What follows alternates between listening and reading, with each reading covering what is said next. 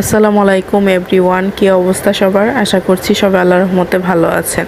Share করতে যাচ্ছি বাবার বাড়ির লাস্ট ব্লগ। যদিও আমি এবার বাবার বাড়িতে 21 দিনের মতো ছিলাম। আসলে সব দিন তো আর ভিডিও করা হয় না, টুকিটাকি যাই পেরেছি ভিডিও করেছি, ওইগুলোই আসলে আপনাদের সাথে শেয়ার করার চেষ্টা করছি।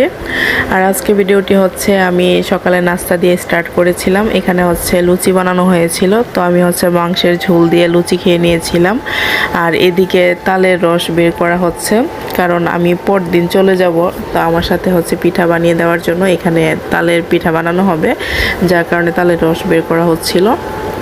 এই তো আসলে বাবার বাড়িতে আসার সময় যতটা খুশি আনন্দ নিয়ে আসা হয়, ঠিক ততটাই তার চেয়ে দ্বিগুণ দুঃখ কষ্ট নিয়ে আসলে ফেরত যেতে হয়। আমার কাছে মনে হয় প্রত্যেকটা মেয়ের জন্য এটা খুবই কষ্টের একটা ব্যাপার।